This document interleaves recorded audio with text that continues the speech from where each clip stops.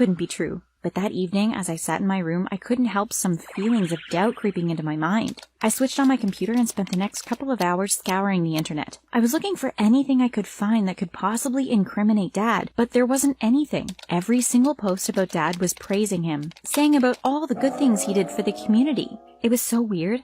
How could Paul have found some evidence to show Mom if I couldn't? I knew what I had to do. I was going to confront Paul. When I got back to Mom's house, I called Paul. "Can you meet me at the park today, Paul?" I asked him. He sounded a bit surprised to hear from me, but he said he would meet me. When I got to the park, I saw Paul sitting on a bench. I sat down next to him. He looked at me and waited to see what I had to say. "I just want to ask you one thing, Paul," I said. "What proof do you have that Dad is the leader of the mafia?" Paul looked at me and laughed. "Oh, Amy, you silly thing. I just made that story up. I knew your mom would never want to date me if I didn't make up some lies about your dad." I looked at Paul in horror. "You ruined my life and made me hate Mom," I cried. I ran home straight away. Paul laughed as I ran, but he had no idea of my secret plan. When I got home, I pulled out my telephone and pressed the play button. It had worked. I had a recording of Paul admitting to everything he had done. Now I just needed to put the rest of my plan into action. I called Dad and asked him to meet me in the Italian restaurant in town at 7 o'clock. Then I went downstairs and spoke to Mom. "I'm just going to the shops, Mom. Can you meet me at the Italian restaurant at 7 o'clock so we can have dinner together?"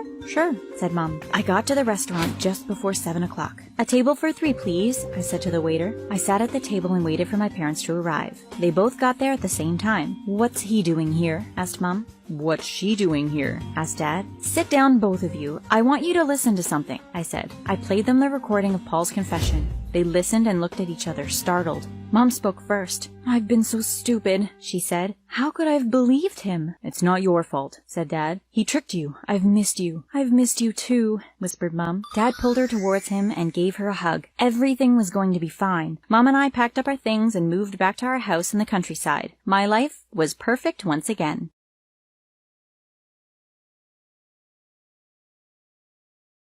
I was always getting picked on at school by the trendy kids. I couldn't help it that I loved studying and wanted to get the best grades I possibly could. You see, I wanted to be just like my dad. He's a very famous scientist. In fact, he was the man that invented the machine that can clone animals and even humans. One day, I would be a scientist too. Dad and I had a really special relationship because we both loved science. My brothers, Tom and Andrew, were more into sports, and my sister Amy wanted to be a fashion designer. I walked past the group of kids that had teased me about my shoes and out of the school gate. I saw my sister waiting for me. "What's up, Neil?" she asked as she noticed my sad face. I shrugged my shoulders. "You know, the usual stuff," I said. "Everyone always teases me about the way I look and the clothes I wear." "Don't worry," she said. "I'm going to help you do something about it. I'm going to give you a complete makeover." When we got home, Amy took me up to her room.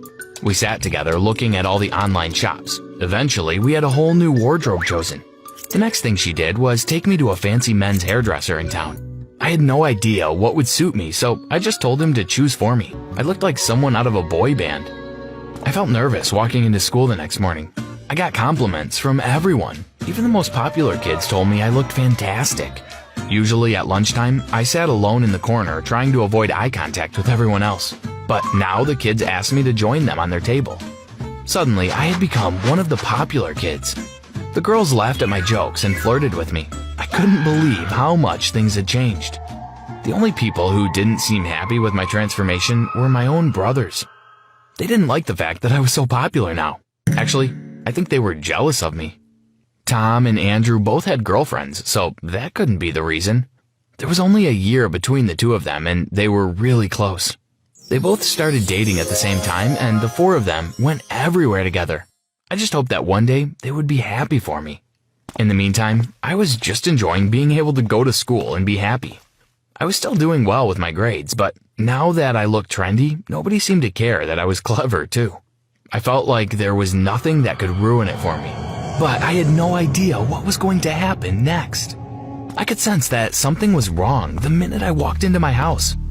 Tom was sitting slumped over the kitchen table with his head in his hands. Andrew had his arm around him.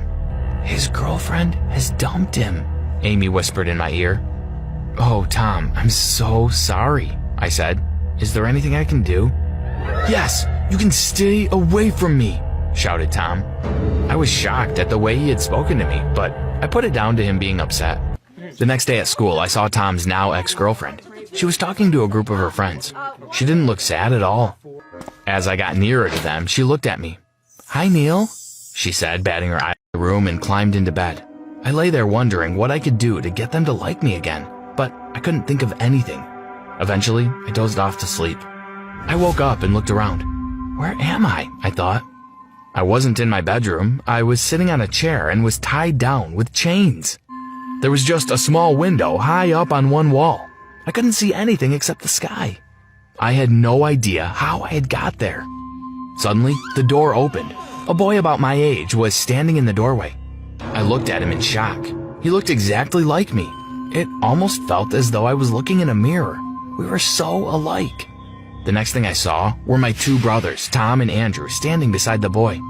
"Help me," I shouted to them. "Someone has chained me to this chair." But they just laughed at me. "We're not going to help you," they laughed. "We're the ones who put you there." I looked at them in shock. "Why would you do something like that? And who is he?" I said, pointing at the boy. They told me that I had ruined their lives and they hated me for it. So they had gone into Dad's laboratory and made a clone of me. But they had made the clone so he would be nerdy, not popular like me. "We are going to replace you with the clone," said Tom. "You can't do that," I cried. "You can't leave me here." But they just walked out of the room, leaving me with the clone. There was nothing I could do. I knew that it was hopeless. I was going to be stuck in that room for the rest of my life. I stared at the clone for some time, and the clone stared back at me.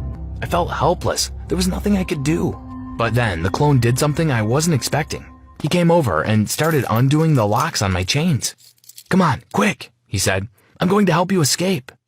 I had no idea what we were going to do next, but I just followed the clone as he ran down the street. Eventually, we came to a park and sat on a bench. We sat together and thought about what we should do. Then it came to me. I would go back to my family and pretend that I was the clone. That the clone would leave and explore the world. "I think I might go check out the Bahamas," he said. I smiled and wished him good luck. We waved goodbye and I set off back to my house.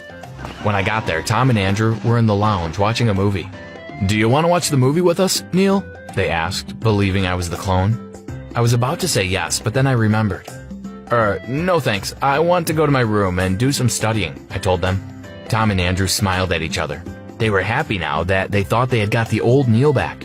I went back to wearing the old style and clothes that I used to wear. The kids at school began to tease me a bit, but it's not as bad as it used to be.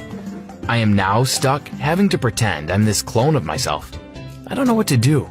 If I tell my parents, they'll no doubt tell my brothers, and then they might do something even worse to me.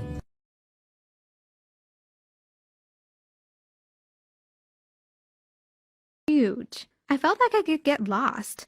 But then I remembered I could make connections with people now because I was going to finish high school there in 2 years. Plenty of time to make loads of friends.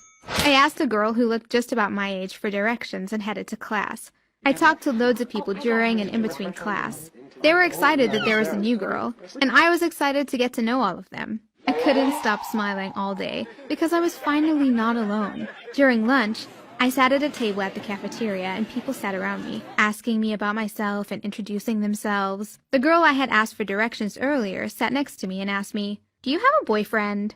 I didn't really know what to say because I wanted them to think I was cool, but I didn't want to lie to them. I eventually did lie. I said that Max was my boyfriend, but he lived back home. I showed them pictures of him and all, and I could tell they were impressed, but I felt kind of guilty lying like that. Later that day, I was unpacking boxes in my room when my phone buzzed.